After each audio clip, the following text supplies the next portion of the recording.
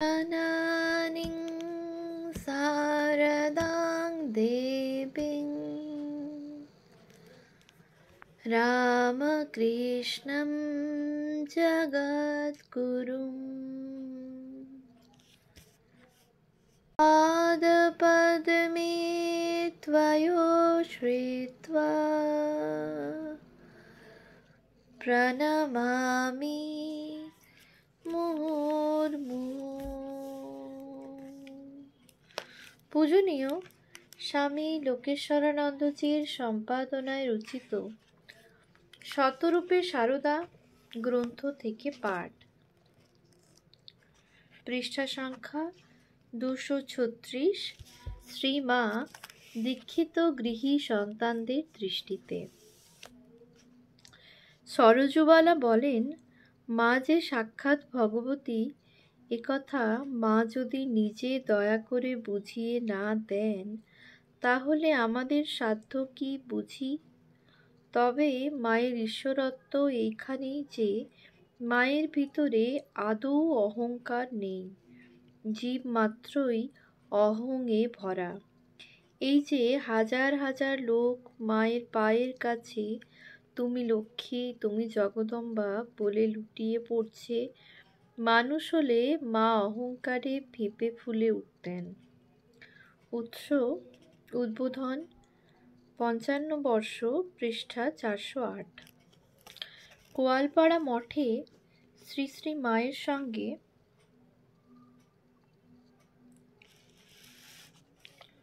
কথা প্রসঙ্গে গৃহী ভক্ত ইন্দুভূষণ সেনগুপ্ত সংকোচের সঙ্গে নিবেদন করলেন, মা, সাধন ভজন কিছু হয়ে উঠছে না।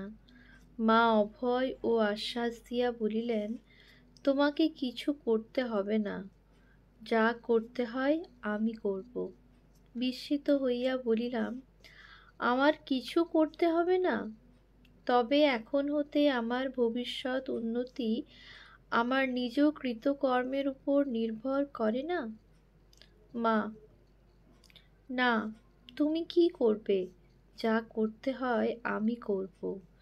শ্রী শ্রী মায়ের এই অহেতুক কৃপায় আমি নির্বাক হইলাম। উৎস শ্রী শ্রী মায়ের কথা, প্রথম ভাগ, পৃষ্ঠা 148। কলমার আধুনিক অধুনা বাংলাদেশে বিনোদেশ্বর দাশগুপ্ত এবং তাঁর সহধর্মিণী ইন্দুবালা দাশগুপ্ত শ্রী শ্রী মায়ের কৃপাধন্য সন্তান ছিলেন। বিনোদেশ্বর দাশগুপ্ত অনুমান 1913 খ্রিস্টাব্দের কোনো একদিন উদ্বোধনের বাড়িতে দীক্ষালাভ করেন। বিনোদেশ্বর দাশগুপ্তের কন্যা অভয়া দাশগুপ্ত লিখেছেন, দীক্ষার দিনটিকে এবং তার বিশেষ অনুভূতিকে বিনোদেশ্বর মন্ত্রগুপ্তির মতোই গোপন রেখেছিলেন। যেমন মন্ত্র তেমনই মন্ত্রদাতা, এই দুইয়ের ব্যাপারেই তিনি চিরকাল নীরব। মহামূল্য রত্নরূপে এসব তাঁর অন্তরতম স্থানে গোপন ছিল। অথচ শ্রী শ্রী ঠাকুরের ছেলেদের প্রসঙ্গে তিনি সরব এবং বাঙ্ময়। কেবল শ্রী শ্রী মায়ের পা ছড়ানো ছবিখানা দেখলেই মুখ দিয়ে উচ্চারিত হয়ে পড়ত, এই আমাদের আটপৌরে আপন মা, এই মাকেই আমরা দেখেছি, পেয়েছি, এই মাতেই আমাদের যত আবদার আর নির্ভরতা। সেই নির্ভরতা যে কত গভীর তা বিনোদেশ্বরের সমগ্র জীবন অনুধাবন করলে বোঝা যায়। তার কণ্ঠে স্বরচিত একটি গান প্রায় প্রতিদিন শোনা যেত, মায়ের শ্রীপদ ভুলো না ভুলো না, ওরে মোড়ো মন পেয়ে এ রতন, হেলায় খেলায় ছেড়ো না ছেড়ো না, জানো না কি মন মায়ের করুণা, পঙ্গু লঙ্ঘে গিরি পেয়ে কৃপাকণা, তাহারই ইচ্ছায় মুখ বেদ গায়, ব্রহ্মজ্ঞান পায় আশ্রিত যে জনা। উৎস লেখকের নিকট প্রেরিত বিবৃতি 24/8/1983। একটি বিশেষ উল্লেখযোগ্য ঘটনা অভয়া দাশগুপ্ত তাদের মায়ের দীক্ষা প্রসঙ্গে জানিয়েছেন। একবার বিনোদেশ্বর এবং ইন্দুবালা তাদের শিশু সন্তানসহ শ্রী শ্রী মায়ের দর্শন মানসে কলকাতা আসেন। অত্যন্ত আকস্মিকভাবে কয়েকদিনের অসুস্থতায় শিশু সন্তানটি মারা যায়। আকস্মিক এই দুর্ঘটনায় তারা দুজনেই বিমূঢ় হয়ে পড়েন। বিশেষত ইন্দুবালা এই আঘাতে একেবারে ভেঙে পড়েন। তখন তার বয়স অল্প, তাতে সন্তানের মৃত্যুর আঘাত। এই আঘাতে আত্মসম্বরণ তার পক্ষে অসম্ভব হয়ে পড়ে। এই অবস্থায় বিনোদেশ্বর শোকার্ত ইন্দুবালাকে নিয়ে উদ্বোধনে শ্রী শ্রী মায়ের কাছে আসেন। শ্রী শ্রী মাকে ইন্দুবালার এই প্রথম দর্শন। মায়ের কাছে এসেই তিনি মায়ের চরণপ্রান্তে লুটিয়ে পড়েন। যন্ত্রণা বেদনা সব মায়ের কাছে নিবেদন করেন। মুখে তার প্রশ্ন, কেমন করে দিন কাটবে, কি নিয়ে থাকবো? এমন সময় শোনা গেল গোলাপমার তিরস্কার, তুমি কেমন মেয়ে গা, এ সময় কি মাকে ছুঁতে আছে? শোকার্ত মেয়েটি একথা শুনে লজ্জায় অভিমানে অপরাধবোধে সংকুচিত হয়ে উঠলেন। কিন্তু সঙ্গে সঙ্গে শোনা গেল শ্রী মায়ের কণ্ঠস্বর, এমন দুঃখের সময় আমার কাছে আসবে না তো কোথায় যাবে? ইন্দুবালা জীবনের আরম্ভ পর্বেই শুনলেন শ্রী শ্রী মায়ের অভয় ঘোষণা। জানলেন মা সবসময়ের মা, সকলের মা। পেলেন শ্রী শ্রী মায়ের আশ্রয়। শ্রী শ্রী মা সন্তানের অগোচরে সন্তানকে চিরদিনের মতো কোলে তুলে নিলেন। শ্রীমা ইন্দুবালার সব কথা শুনলেন। বললেন, এখন তো মন অস্থির, এখন দীক্ষা হবে না, পরে হবে। ইন্দুবালার মন শান্ত হয় না, নিজেকে স্থির করতে পারেন না। শ্রী শ্রী মা তার একজন সন্ন্যাসী সেবককে ডেকে জিজ্ঞাসা করলেন, উদ্বোধনের বাড়িতে তার নিজের কোনো ফটোর কপি আছে কিনা। সেবক নেই বলাতে মা ভালো করে খুঁজে দেখতে বললেন। একটু পরে সেবক জানালেন, কোনো ভক্তের অনুরোধক্রমে একটি ছবি পূর্ব ব্যবস্থা মতো তাঁর জন্য নির্দিষ্ট আছে। ভক্তটি পরদিনই সে ছবি নিতে আসবেন। শ্রীমা সেবককে নির্দেশ দিলেন, ছবিখানা তুমি এই মেয়েটিকে দাও। কাল যার আসবার কথা তাকে বললেই হবে পরে এসে নিয়ে যেতে। আজ ছবিখানা তুমি এঁকে দাও। প্রথম দিনেই ইন্দুবালা শ্রী শ্রী মায়ের কণ্ঠের অভয় আশ্বাসই শুধু শুনলেন না, এমন কিছু পেলেন যা জীবনের পরম সম্পদ হয়ে ওঠে। পরদিন বিনোদেশ্বর ইন্দুবালাকে নিয়ে আবার এসেছেন শ্রী শ্রী মায়ের কাছে। ইন্দুবালা এখনো শান্ত হতে পারেননি। মা গঙ্গা স্নানে যাচ্ছেন। ইন্দুবালাকে সঙ্গে যেতে বললেন। ইন্দুবালা স্নান করে এসেছেন। গঙ্গা স্নানের ইচ্ছে নেই, তাই গেলেন না। ঠাকুর ঘরের সামনে বসে থাকলেন স্থির নিষ্পন্দ হয়ে, কিন্তু চিত্ত অস্থির, চোখে জলের ধারা। মা গঙ্গা স্নান সেরে ফিরলেন, ছাদে যাচ্ছেন। ইন্দুবালাকে সঙ্গে যেতে বললেন। ইন্দুবালা স্থির। মা বললেন, চুল ভিজে থাকলে অসুখ করবে যে। যেন নানা প্রসঙ্গ দিয়ে মেয়ের শোক দূর করতে চাইছেন। মা ছাদ থেকে নেমে এলেন। এবারে শ্রী শ্রী ঠাকুরের ভোগ হবে। মা ঠাকুর ঘরে গেলেন। ভোগ অন্তে ভক্তদের প্রসাদ নেবার পালা। ছেলে ভক্তদের ব্যবস্থা আগে, মেয়ে ভক্ত অল্প। মেয়ে ভক্তরা ঠাকুর ঘরের সামনের ঘরে বসলেন। প্রসাদ দেওয়া হয়েছে, সবাই প্রসাদ খাচ্ছে। ইন্দুবালা স্থির, তার হাত নড়ে না। তিনি মনে ভাবছেন, মা যদি নিজের থালা থেকে একটু প্রসাদ দেন।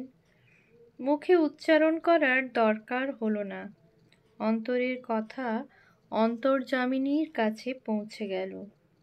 মা নিজের থালা থেকে একটু প্রসাদ শোকার্ত অভিমানী সন্তানকে তুলে দিলেন। ইন্দুবালার ইচ্ছা পূর্ণ হলো। তার অন্তর যেন সহসা ভরে উঠল। তিনি সেই প্রসাদটুকুই খেলেন। আর কিছু খাওয়ার মতো অবস্থা তার সেদিন ছিল না। অথচ ভাবছেন, প্রসাদ সব না খেয়ে ওঠার অপরাধের কথা। সেই ভাবনা তাকে পীড়িত করছে। তিনি ভাবতে চেষ্টা করছেন, মা তো সব জানেন। আজ তাঁর আজকের এই অক্ষমতা তিনি বুঝবেন। সঙ্গে সঙ্গে শ্রী মায়ের মুখে শোনা গেল, এ কি সহ্য করা যায়? সত্য এমন হয়েছে। ইন্দুবালা এই ঘটনার কিছুকাল পরে উদ্বোধনে শ্রী শ্রী মায়ের কাছে দীক্ষা গ্রহণ করেন। উপরোক্ত ঘটনা ইন্দুবালার জীবনে অসামান্য প্রভাব বিস্তার করেছিল। যেন এই কৃপালাভের ঘটনা তার জীবনের নিয়ামক শক্তি হয়েছিল। তার দীর্ঘ জীবনকালের সুখে দুঃখে সম্পদে সংকটে কখনো এই স্মৃতি তার কাছে ম্লান হয়নি। প্রতিদিনের জীবনে প্রথম দর্শনে প্রাপ্ত কৃপা সম্পদ তার উপলব্ধিতে সত্য হয়ে উঠেছে। শ্রী মায়ের নিজের হাতে দেওয়া ছবিখানা ইন্দুবালার দীর্ঘ জীবনের প্রতিদিনের অবিচ্ছেদ্য সঙ্গী এবং আক্ষরিক অর্থে তাঁর শ্রেষ্ঠ সম্পদ ছিল। ছবি বা ফটো হিসাবে তিনি তা দেখতেন না। সত্যি করে শ্রী শ্রী মায়ের স্নেহ সান্নিধ্যই তিনি পেতেন। প্রতিদিনের সাহচর্যের মধ্য দিয়ে ইন্দুবালা শ্রী মায়ের কোলে চির আশ্রয় লাভ করেন। উৎস লেখকের নিকট প্রেরিত বিবৃতি 1/8/83। কুন্তলিনী দাশগুপ্ত বলেন, শিশুর মতো সরল প্রাণী আমি চাহিয়াছিলাম তাহার কৃপা ও আশীর্বাদ, আর তিনিও চিরকল্যাণময়ী জননীর মতো স্নেহের সঙ্গে তাহা দান করিয়া আমার প্রাণ মন ভরিয়া দিয়াছিলেন। বেশ মনে আছে, তাহার প্রত্যেকটি কথা, প্রত্যেকটি ব্যবহার বুকের ভিতর এক একটি আনন্দের তরঙ্গ তুলিয়াছিল। উৎস উদ্বোধন 55 বর্ষ, পৃষ্ঠা 669। করুণা মুখোপাধ্যায়ের দৃষ্টিতে ধরা পড়েছিল মায়ের জীবনের আর একটি তাৎপর্য। তাহার অর্থাৎ মায়ের জীবন হয়তো বিরাট কর্মবহুল ছিল না, কিন্তু জীবনের প্রত্যেকটি দৈনন্দিন ঘটনা অতিশয় শিক্ষণীয়। উৎস উদ্বোধন 55 বর্ষ, পৃষ্ঠা 683। মায়ের গৃহী সন্তান মীরা সিংহ বলেছেন, প্রেম, স্নেহ, ত্যাগ ও সেবা মায়ের প্রতিটি ছোটোখাটো কাজের সাথে সুন্দরভাবে জড়িয়েছিল। সেবা ধর্ম দিয়ে তিনি তাঁর নারীত্বকে পূর্ণ করেছিলেন। তিনি ছিলেন সেবারূপিণী আনন্দময়ী। তার মধ্যে নিজেকে প্রকাশ করবার কোনো রকম চেষ্টা আমরা দেখি না। চুপি চুপি লোকচক্ষুর অন্তরালে চলত তাঁর সাধনা। তিনি সর্বংসহা মাতৃরূপে তাঁর সব কিছু ঢেকে রেখেছিলেন।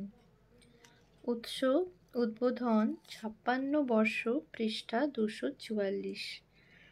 সুদূর মফস্বল থেকে একটি অল্পবয়স্কা বাল বিধবা ক্ষীরোদবালা রায় দীক্ষার জন্য উদ্বোধনের বাড়িতে এসেছিলেন। মায়ের বাড়িতে আসবার পথেই তার মাথা ঘুরতে থাকে এবং বমি হতে থাকে। মা স্নান করতে যাচ্ছিলেন, শুধু যেন তাঁরই অপেক্ষায় দরজায় হাত রেখে দাঁড়িয়ে আছেন। মায়ের কাছেই মাতৃদর্শনের অভিলাষ জানাতে তিনি একটু হেসে বললেন, বাছা, আমিই মা।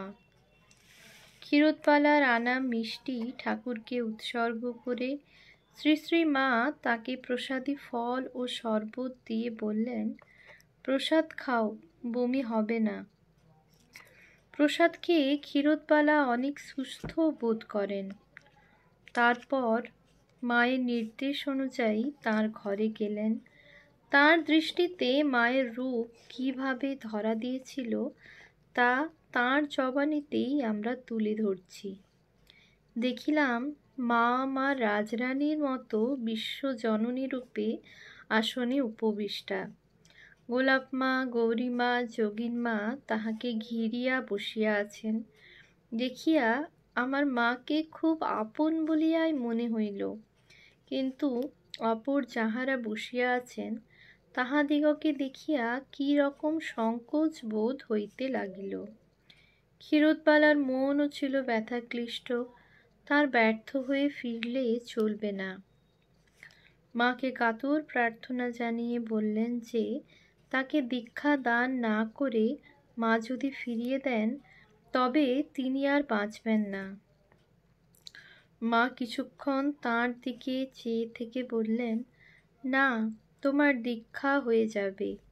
তারপর তাকে কয়েকটি প্রশ্ন করে জানলেন যে ক্ষীরোদবালা একাদশীতে কিছু খান না, মাথায় তেল দেন না, চুলও ছোট করে ছেঁটে ফেলেছেন।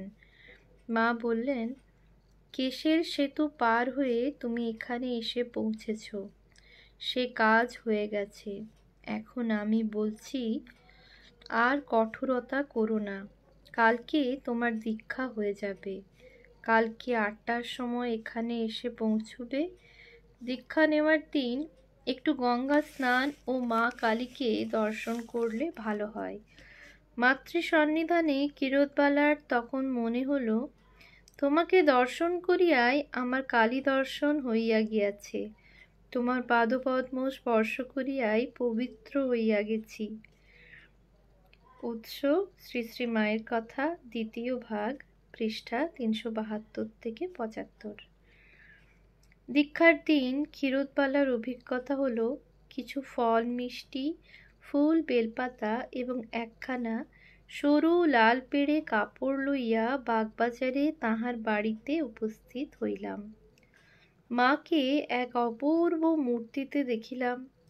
হলদে রঙের একখানা কাপড় পরিয়া মা যেন আমার ইষ্টরূপে দরজায় দাঁড়াইয়া রহিয়াছেন।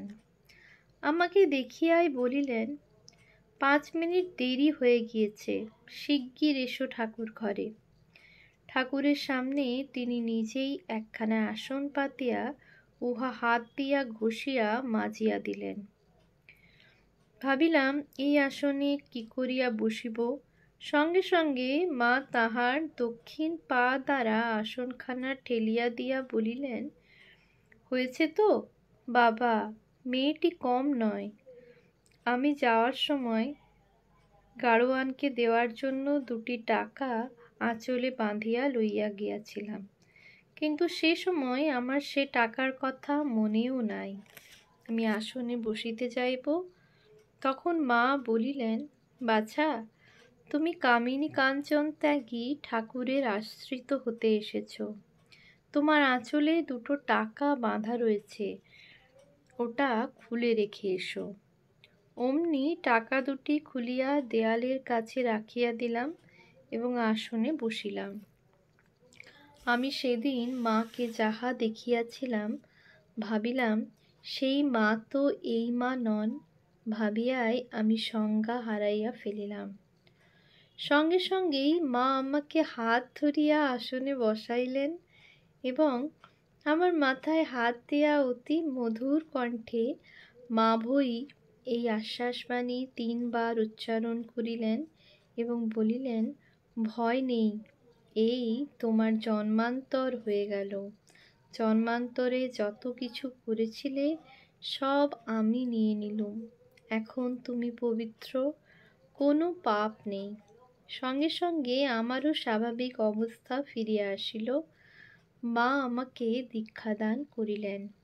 উৎস শ্রী শ্রী মায়ের কথা, দ্বিতীয় ভাগ, 376 থেকে 77 পৃষ্ঠা।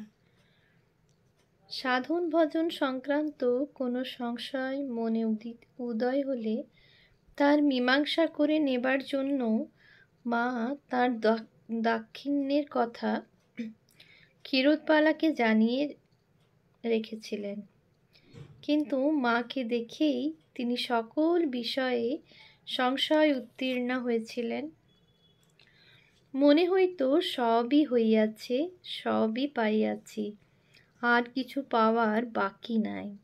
মা আমার বিশ্বজননী, রাজরাজেশ্বরী, ইষ্ট দেবী, গুরু রূপে আমার সামনে দণ্ডায়মানা।